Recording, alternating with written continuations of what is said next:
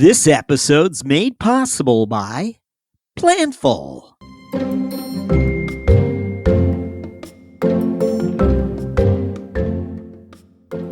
Hello, on today's show we'll be featuring the FP&A insights and commentary of three finance leaders, including CFO Jeff Woolard of Velocity Global, CFO Aaron Alt of Cardinal Health, and CFO Bob Houghton of Pivot Bio. This is Jack Sweeney, your co-host, along with performance management guru Brett Knowles, who will serve as our resident thought leader as we seek to highlight the takeaways from our distinguished group of planning aces. We begin after this.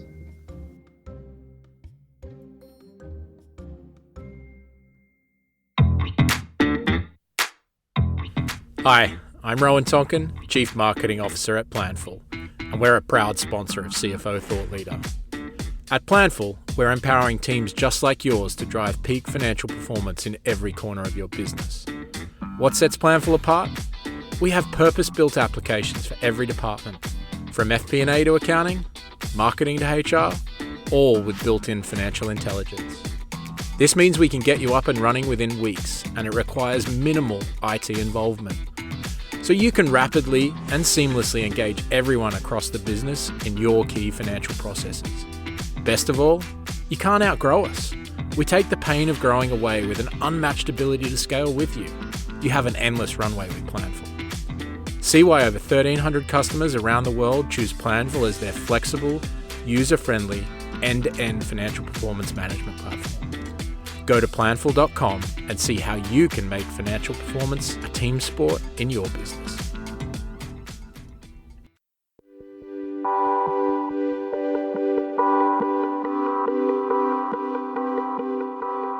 Hello, it's Jack Sweeney, and I'm here with Brett Knowles. And we've been kicking these episodes off frequently by having a small chat about AI and how it's finding its way into our everyday practices. I went to my email this morning, and I have Gmail for CFO Thought Leader. There was a message that surfaced on the very top of my email list, and it was from Gemini, which is Google's, I guess they renamed Bard as Gemini, but it was offering me a special email service that would help me respond quicker, swiftly, providing text to my emails, what have you. Anyway, it was like was it a 90-day free trial or a 30-day free trial? I don't know, but I didn't want to get into it at that moment, so I just clicked dismissed. But in any case, Brett Knowles, there seems to be more of this AI functionality surfacing all the time, this time from Google, which we know wasn't the front runner here. Yeah, so I think Microsoft has been aggressively in the working to program AI into all their tools through Copilot for 2 years. And still what we see is sort of minimal functionality. And I have to believe it's because it's the tip of the iceberg. They've got to do all the wiring that's below the water in order to begin the small stuff that breaks the surface that we see. So I'd imagine that given they've got a 2-year head start and we're not seeing much yet, it's still going to be a couple of years before, the middle of the pack and the laggards begin having the AI miracle show up like our brains can get to in a nanosecond or two.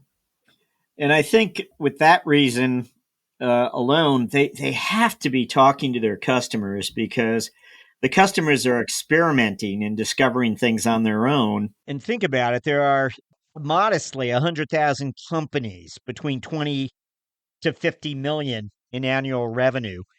And Microsoft, if its lines of sight can see into a fairly sizable percentage of that, how it's going to quickly educate itself about where AI is getting traction and what pockets of the organization are sort of hotbeds for AI use. And as we've discussed here before, we are under the impression that FP&A, just given the problem-solving nature of the individuals who populate that realm, are among those hotbeds. Well, we've been doing some experiments that are actually germane to the three CFOs that we're talking to this week. And it's around using our FP&A tools to uncover operational issues that we need to chase down. And part of the problem is that the information systems that we've developed that we use in FP&A are all based on that known quadrant. We know the strategy and we know the metric. And so we got a pile of data in that square. But in a standard 4x4, there's three other squares that are causing problems, right? So if you think of one axis being strategy, the left side being unknown and the right side being the known strategy, and the left side being data, and the bottom of that is unknown data, like data that's out there that we're not actually using, and then known data that's out there that we are using. And so in that top right corner, known data, known strategy, that's where, balance scorecard, OKRs, OGSM, all that stuff live. But the other three boxes are where AI can help us out. And the cheat that we used for little tiny human brains, the OKR world was try to limit yourself to three objectives because our brains can only handle so much complexity. So simplify it down to three. AI doesn't have that issue. And so that helps us hit the other three boxes where currently we don't. So an example there would be, think of Bosch with their advertising. Obviously, long before stock price was hit, the Facebook and social media numbers are going out the roof, but no one's connecting that known data to the strategy, right? That's in the bottom, unknown data, not being collected or put in context, and known strategy. So we got blindsided by that, where a whole thing's happening that in hindsight, we should have seen before. Or worse yet, where we're not collecting data about an event that's happened. So here's the experiment we did recently. We saw in one of our clients, they're getting a whole bunch of complaints, and there's nothing in that top right corner known that would indicate why we're getting those calls. Make a long story short, we asked AI to take a look, and we said, take a look for anything 2 weeks before this event that correlate to the number of complaints. Didn't see anything. Take a look a month back, didn't see anything. Take a look 6 weeks back, and what they discovered is sales had relaunched a product that had been put on the shelf for a year, but they relaunched it trying to hit some year-end numbers. And of course, there was no customer support for it. So when customers picked it up and began using it, they had questions, no documentation, nothing on the web, no customer support. Hence, the number of trouble tickets suddenly skyrocketed. But those two things weren't in that top right corner, known, because someone did something that was unknown and a bunch of data happened that was not being tracked. But AI found that, and we would have never seen it had we not asked AI to go take a look. So AI isn't limited by looking to three objectives. It can look at everything all the time. And this ability to look for, in our case, we're looking for correlation coefficients, allowed it to discover correlations that we didn't know about. And then in hindsight, go back and figure out what was causing what we saw. So I think this AI thing is going to change our world in FP&A a huge amount. Yes, as you have mentioned here before, also you indicated there was sort of a thread that could run through our three planning aces this episode, I think related to some of this AI discussion. Is that right, or what were you talking about? Well, what's interesting about all three, there's several things that's interesting. One thing that's interesting is they're all using FP&A tools to problem solve operational issues. So we often think of financial planning as being looking forward, yet all three stories are about looking backwards. Given what's happened and the strategy, what does the A part of FP&A tell us that we should be doing? So that analysis, and that's where the AI comes in. Like, how more powerful is our analysis capability going to be once AI creeps into the space? Okay, then. Well, I'll tee up our first planning ace, who will be from episode 978 of CFO Thought Leader. That is Jeff Woolard, who's today CFO of Velocity Global. Jeff took a look back in time for us. It shows a pivotal moment for himself when he realized how finance could influence Intel Corporation's product roadmap. Again, he was a FP&A executive at Intel at that place and time, particularly through identifying mismatches between how products were designed and the market's buying trends. Here's what Jeff shared.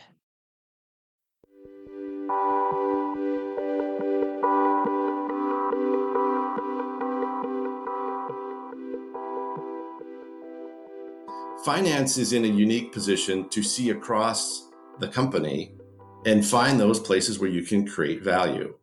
And I think that's always there, but maybe one of the moments where it hit home to me where I can see that and I can provide big impact was actually it was in the product roadmap at Intel and changing actually how we designed products.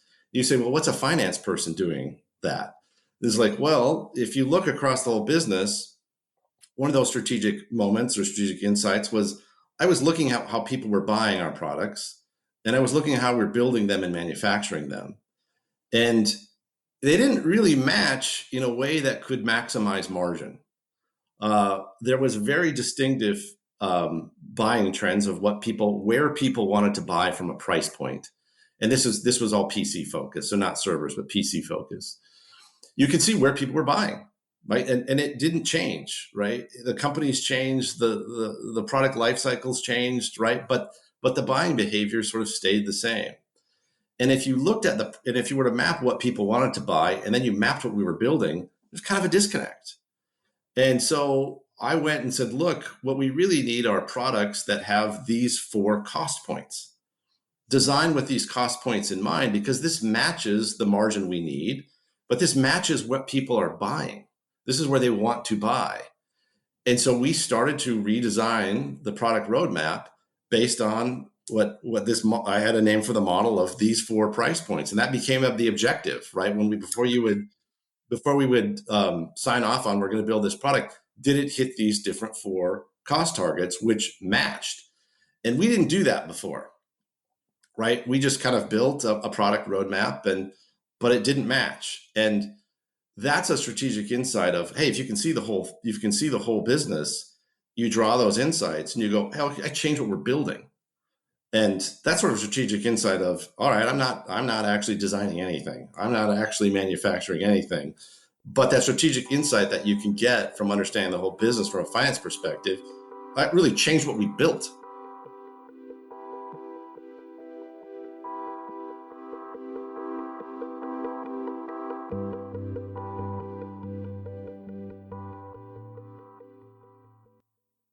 Some wonderful insight there for us. Again, you never know what you're going to get.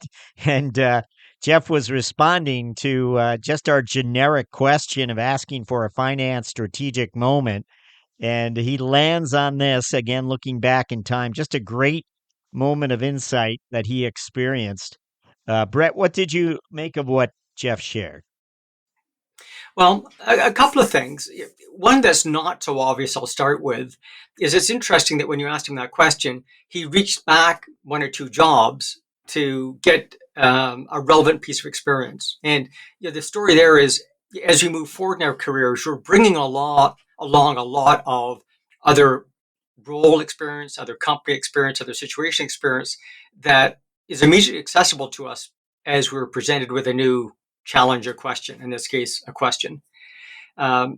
What I liked about Jeff had to say was the whole idea of, without structure, doing some analysis.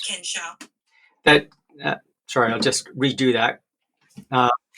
So without anyone asking a particular question, doing some analysis and operations and coming to an interesting conclusion. Of course, his interesting conclusion was there's a disconnect between the customer's buying behavior and what we're doing for products. So disconnect between customer facing and development operations. And we see that in almost every organization. And of course, the challenge is how to close that gap. And his story wasn't operational about how to close the gap.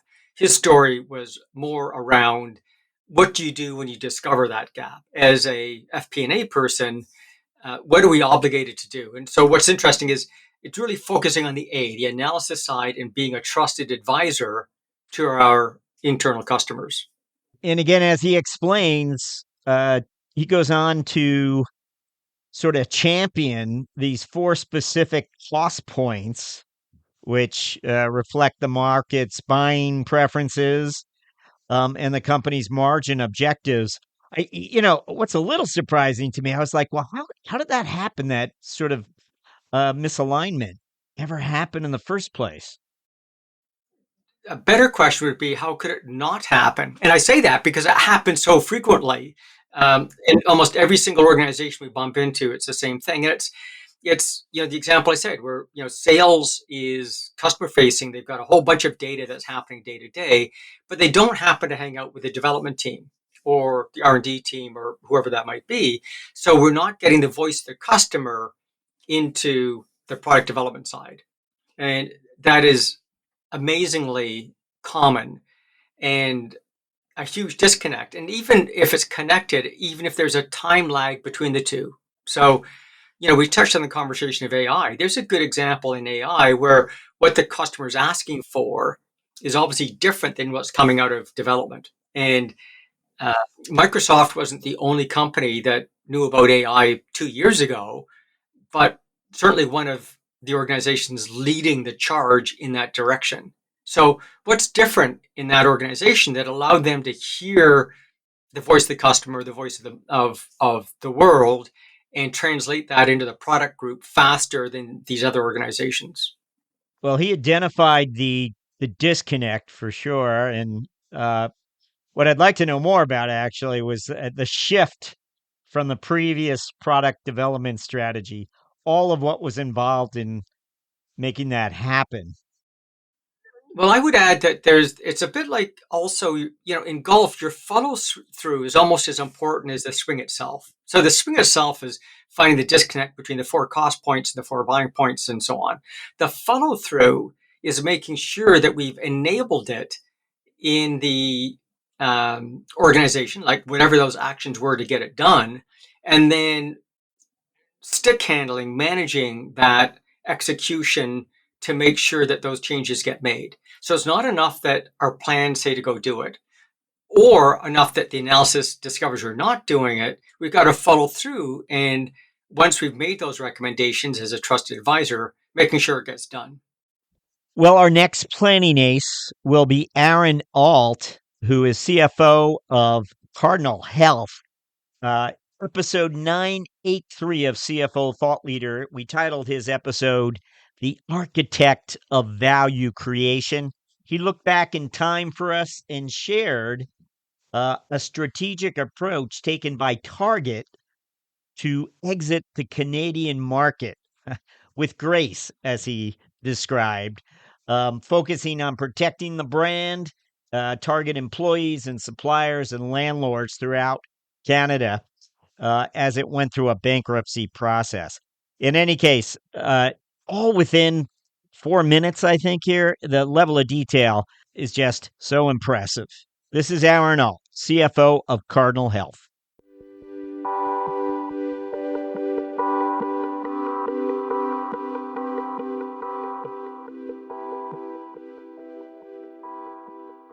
As you referenced earlier, I was an executive at Target for several years until 2018. When I joined the company in 2012, as I said, we quickly realized that we had some problems we had to go solve, and that became increasingly clear over a couple of years. And in 2014, in particular, we really started diving deep on one of the biggest problems we thought we had, which is, as a company, management had made a multi-billion-dollar bet that Target, the iconic, beloved retailer from the U.S., could move into the Canadian market seamlessly and could drive the same love of the retail experience, the same love of the Target product north of the border, as is often the case from a guest experience, within the U.S. So the company had spent billions to purchase the real estate portfolio of another failed retailer. They spent even more money to renovate every store from the floor up to the ceiling. They were unrecognizable by the time they were done, as well as building 5 new greenfield stores in new locations.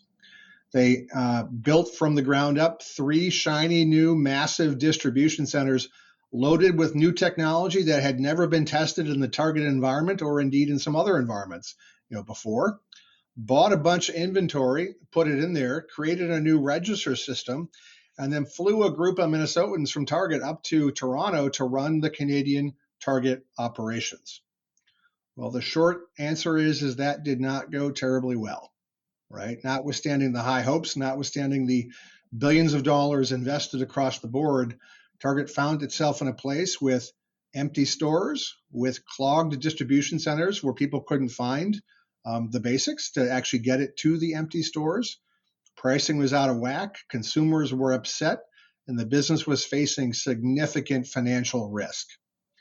The Target team, including me, but there was a broader team, we spent almost a year analyzing a variety of different scenarios. There were almost 50 different scenarios we analyzed of, do you exit a city? Do you exit a store? Do you go digital in parts of the country?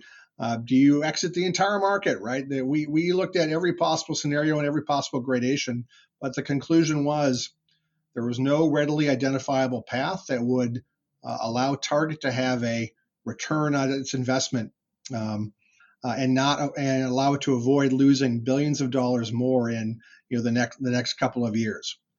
Now, that's the context I would set for you. What was interesting for me from a challenge set perspective, indeed was interesting from a Target perspective, certainly, is many companies would have just cut bait. They would have said it's sunk cost, and they would have run for the hills, right? Or run back across the border and hope that everyone forgets that Target had an experience in Canada.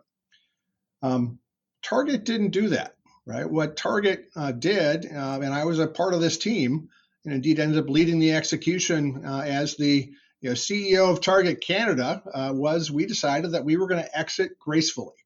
Right? We were going to protect our brand. We were going to protect the 17,000 people that worked for Target in Canada. We were going to protect our suppliers, our landlords.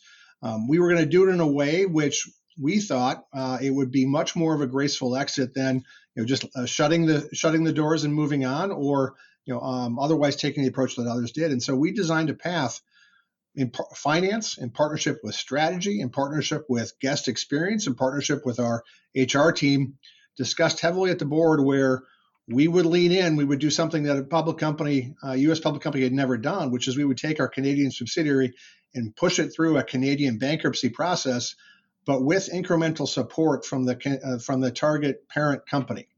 And so what that meant is I spent 2 years living in Toronto, working with the teams, negotiating resolutions with employees, with landlords, with suppliers, so that Target, when we did finally go back across the border and turn off the lights for the last time, we could do it with our head held high, because we were also very focused on the fact that those same Canadians that were frustrated with the Target Canada experience before that, they were coming across the border to shop at Target US, and we wanted them to keep coming to Target US because they loved our brand before the experience, and we did the right thing by the Canadians, right thing by the operation, so that we could preserve that brand loyalty and certainly protect the brand and protect the business.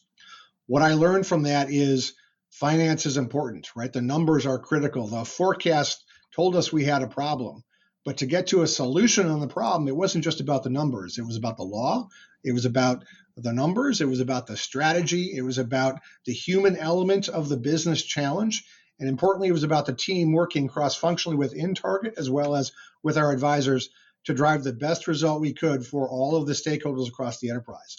That experience was incredibly intense for me. It was one of the hardest working experiences I've had, and it has stuck with me as I think about other business problems, and to really keep an eye on the fact that at the end of the day, even as CFO, it's not just about the numbers. It's about the team. It's about the strategy. It's about all the stakeholders and how do all those pieces fit together.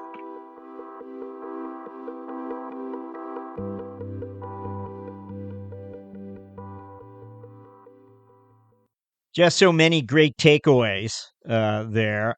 CFO Alt, when he reflects on the misconception that C-suite positions come with absolute power, and highlights for us the importance of accountability, influence, and collaboration with teams to actually affect change. You don't get to hand these things down.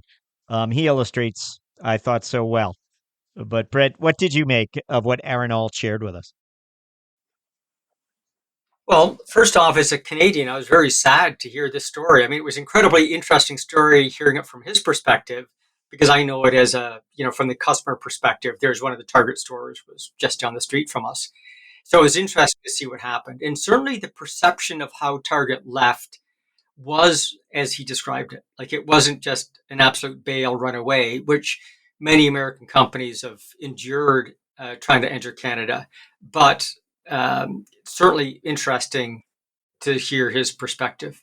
Now, again, it's almost the same story as Jeff's, just with different actors. Again, he's reaching back in his career.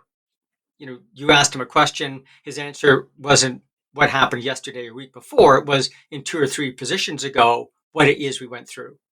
And so that's one thing, is again, back to the sub story of our 3 thought leaders this week is about your whole career is part of what you bring to every day at work, not just what happened this week or last week. Second part, of course, is did the analysis, did the discovery, observe what the problem was, made the recommendations, and an even more active involvement in making sure it happened. Like being here in Canada for a couple of years, making sure that exit was sort of ethical and legal and human centric and so on. As FP&A people, we don't often think about that follow through, but like we were in the first story, in golf, the follow through is almost as important as the swing itself.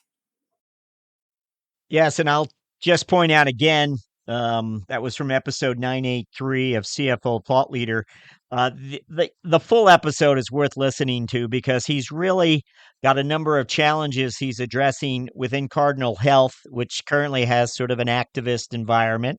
A number of the members of the board are activist investors at this point in time. And he was brought in by the CEO to help put forth this mandate of creating value, and how the words he chooses to explain the approach, the strategy is just, there's a lot of thought behind it. And it's clearly someone who's vastly experienced in this realm. And I think that's in part why he shared this story about what he undertook at Target and the outcome, because I think it was opening the lens a little bit as to what he's up to at Cardinal Health. Well, I would, embellish what you're saying by, I think his definition of value is different than what we think of initially in the FP&A world. Like, it's not about dollar value. Like he hit it on the head about the billions of dollars that was invested, but the story quickly moved on to the 17,000 Canadian employees and about, respecting the landlords and the agreements that they had, making sure that what they did was not only legally correct and going through the Canadian bankruptcy process, but which is a very humanistic one, but also making sure that the human capital is rightly dealt with and the strategy is rightly dealt with and so on. So it's way beyond, the FP&A role is way beyond just financial planning and analysis. In his case, it's about the value. And a lot of what he was doing was building the brand value. Like, he was clear that he doesn't want to damage the Target brand, because we all drive over to Buffalo now to go get our Target stuff.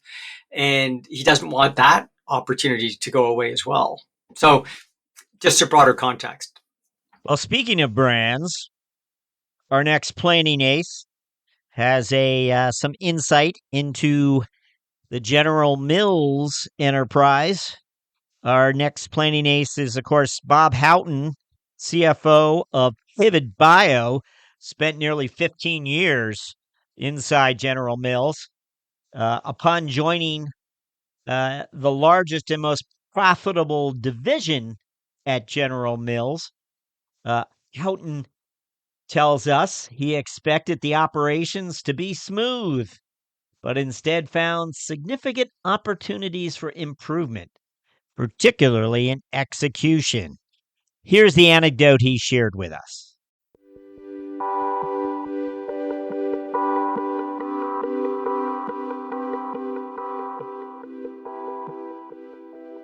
Yeah, so Jack, find a strategic moment. For me, there's one that's very clear, and we'll go back to my days at General Mills. And I had just moved into a division within General Mills it was the biggest division in the company, and the most profitable. And I'd made the assumption that everything would be working perfectly smooth and there wouldn't be a lot of opportunity to have impact. And what I found when I came into that role was that there wasn't enough conversation about the specific steps that would need to be executed to enable the vision for the division.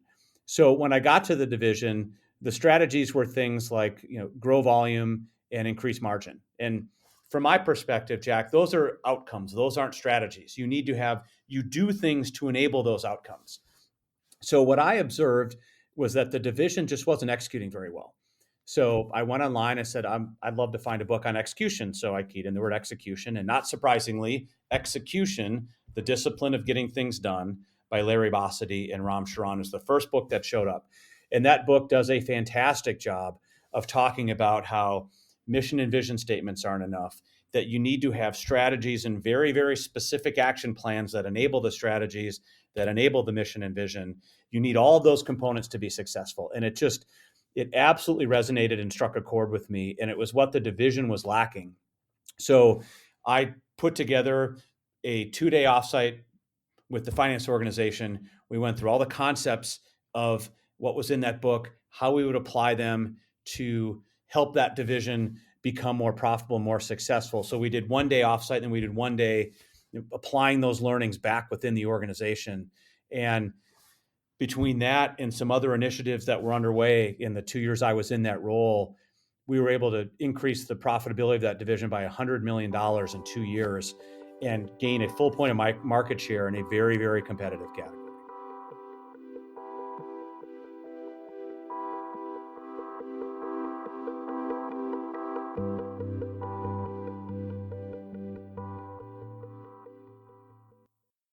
That's a pretty nice return for a 2-day offsite, if that's the largest contributor to that. That's just a remarkable story. Brett, what did you make of what Bob Houghton shared? Well, yes, as you pointed out, what's interesting about Bob is he also reached back into his career. Again, I'm emphasizing that as we show up day to day, we're bringing along 20, 30 years of experience. And again, it's all about execution. In fact, he's taken it to the point where he looked it up on the web and came up with, the execution, the discipline of getting things done, which is an awesome book that we should all be reading. That is going well beyond even the A part of FP&A to the follow through. What is it that we need to make sure, and how is that different than our day-to-day jobs as FP&A people? And it's a different mindset, it's a different action, and a different follow through. Again, metaphor of the golf swing, that the follow through is just as important. And he was pretty clear with his team that it wasn't the execution, it wasn't the analysis, it was all about the follow through that was important. And that was a skill set that he needed to bring to his team. And I think it's a great example of how it is we add value to organizations. In his case, it was easy, right? He came back and said, added $100 million to the bottom line inside of 2 years. Like, those are impressive numbers that he got not by cutting a better plan or by doing a better analysis. He got it by doing better follow through. And follow through is what it sounds like. It's about following and making sure steps are taken to correct what might be broken, and making certain that the organization is behaving differently if it's an issue related to how the team's deployed or what have you. How am I doing? Yeah, it's what we saw with Aaron is boots on the ground. He's going to go to Canada. He's going to live there for 2 years and make this go through. Same strategy, different actions. Bob, again, discovered that there's a competency gap in his team. Wasn't about F, wasn't about A, wasn't about P. It was all about execution, which isn't part of the FP&A acronym, but that's what he realized his team needed to bring to the table. And his metric of success wasn't about how good the plan was or how good the strategy was, how good the analysis was. His metric, how he measured victory, was an absolute revenue to the business. Well, what an interesting way to take a look at FP&A. How many of your listeners, your FP&A people, say, I want to be measured at the end of this year by how much revenue I brought to the bottom line? Wouldn't that be interesting? I have to say, that's one of your more provocative thoughts. That, and how you months ago talked about how ChatGPT pulled up a chair at the FP&A table, which I want to touch on prompts with you. If there was a prompt, what are some obvious ones that FP&A people could be using as they experiment? What are they doing? What do you suspect they're up to? Well, I would say that I'm gonna stab at it and say there's 4 classes of prompts that you need to work on. One is along the classification of what I would call what needs to be right, or what would need to be true. So in the FP&A world, we're creating scenarios in our brains, and we come up with a plan.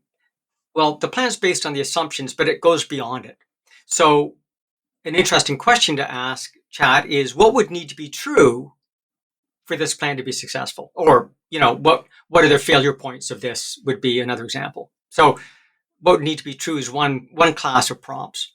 A second class of prompt is about the risks. So what are the primary risks? And again, you've got to model it, say, given our capital structure and the free cash flow and all the other attributes of our business, what are the risks of this plan?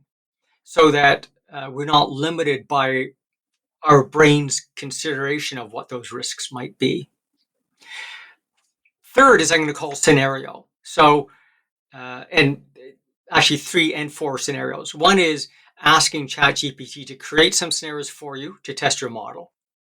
And then the other is, given this model, what scenarios come out of it.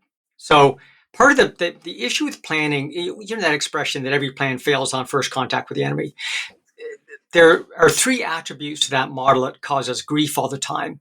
Part 1 is we create plans without absolute knowledge. And so the gap between what you actually know and what you think you know is one gap in planning. So you almost have to get some prompts around that.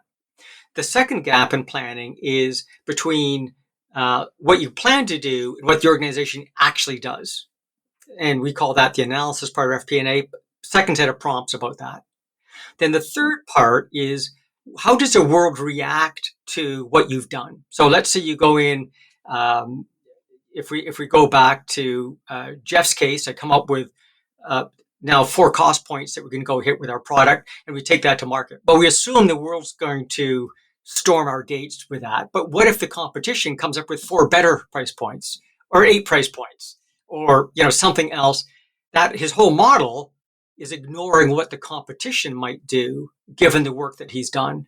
So the prompts, those 4 prompt sets, form around those 3 possible gaps in the planning world. And the dilemma is those gaps exist always, but we bring to it our limited human brains of experience and our careers. And our career of 20, 30 years that we bring to the table sounds impressive as we hear these stories from Jeff and Aaron and Bob, but that's pretty infinitesimal compared to the years of experience that Chat brings to the table. So we don't have to show up just with 30 years of experience. We now have to show up with 300,000 years of experience in order to be that one step ahead of the competition. Wow. And I almost wasn't going to ask you the question about prompts. Next time, I know my rule of thumb is just ask. When Brett's here, just ask. Anyway, Brett, any final thoughts on our 3 planning aces this episode? Well, so, what I would conclude from these 3 is how important it is that day to day that we're not limiting ourselves by what's happening in this organization this week, this day, this month, but we remember that deep history of experience that we have. And sometimes that's tough to do, right? Because you're in the middle of a conversation and you're in the present moment. It's tough to stop for a second and sort of reflect on that longer history of what comes to the table. And the second part, which is equally difficult, is stepping beyond your perception of your job. These are 3 men that in each case step beyond the perception of FP&A. And in this case, the common part was in follow through well beyond the world of finance, right? They stepped into the world of sales. They stepped into the world of development. They stepped in the world of, bankruptcy in Canada. So we create these artificial boundaries on how we work as FP&A. And sometimes people are territorial. They don't want us stepping on their turf, but you can see what happens when you do. You bring huge value to the organization when you bring your depth of history, but also stepping beyond the limitations of a traditional FP&A model. Very nice, Brett. Thank you once again for putting like we like to say, put a bow on it for us. But it occurs to me as we opened up, I didn't ask you about where you been. What are you up to? Well, where I've been is a good question. What's interesting is where I've been this year is way more, where my brain has traveled to than where my body's traveled to. So last year we saw a huge amount of on-site requests coming in. This year they seem to have dried up, and people are still looking for the support, but they're looking at it in web meetings. And what think I'm seeing is almost the bounce back, right? With COVID and how we're all strapped down, when we're suddenly free to meet again, we all went crazy. Now we realize we had those face-to-face meetings, but the web ones are almost as productive, but a whole bunch less expensive and give us a whole bunch more time. So even if a web meeting is only 75% as productive as an in-person meeting, since it takes about 1/4 of the time, I could actually have that same meeting 4 times and still break even. So I think the equation that we're seeing is we have learned a different element of the modern way of working, which has a much higher index of web meetings than in-person meetings, just because of cost and time issues. Nice. Always some great takeaways for us by just asking you what you're up to and your observations about how your own professional life might be changing. Brett Knowles, thank you for another interesting episode. Okay, my friend. Well, we'll chat with you in like a month's time.